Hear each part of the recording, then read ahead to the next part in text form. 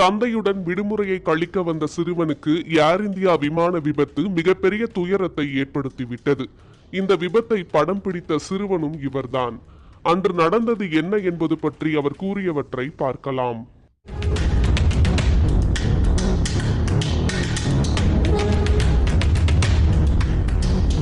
குஜராத் மாநிலம் அகமதாபாத்தில் கடந்த 12ஆம் தேதி நடந்த விமான விபத்து உலகையே உலுக்கியுள்ளது. இதில் விமானத்தில் இருந்தவர்கள் மற்றும் அது விபத்துக்குள்ளாகி விழுந்த மருத்துவக் கல்லூரி விடுதியில் இருந்தவர்கள் என சுமார் 270 பேர் உயிரிழந்துள்ளனர். இந்திய வரலாற்றில் கடந்த 30 ஆண்டுகளில் பதிவான விபத்துகளில் இந்த விபத்து பலரையும் மனதளவில் மோசமாக பாதித்திருக்கிறது. இதில் குஜராத்தின் ஆரவல்லி மாவட்டத்தை சேர்ந்த 17 வயது சிறுவன் ஆரியன் அசரியின் கதை சற்று வித்தியாசமானது.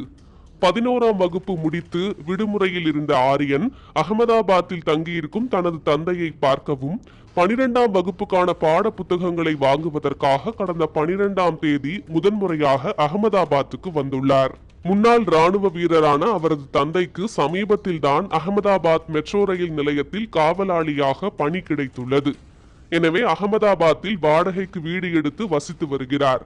அகமதாபாத் விமான நிலையத்துக்கும் விமானம் விழுந்த பிஜே மருத்துவக் கல்லூரிக்கும் இடையே உள்ள ஒரு 2 மாடி வீட்டில் அவர் வசித்து வருகிறார்.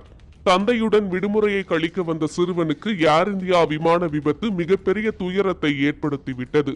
விமானம் மோசமான விபத்தில் சிக்கப் போகிறது என்பதை அறியாமலேயே படம் பிடித்த சிறுவன் இப்போது அதிலிருந்து மீள முடியாத துயரத்தில் இருந்து வருகிறார்.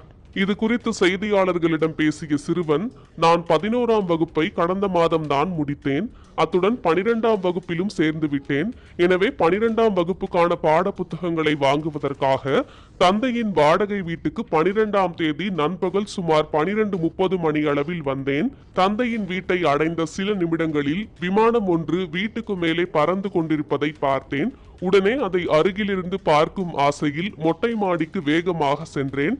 ஏனென்றால் அதுவரை விமானத்தை நான் அருகிலிருந்து பார்த்ததில்லை. எனவே மாடிக்கு சென்று விமானம் தலைக்கு மேலே பறப்பதை ஆசையாக பார்த்து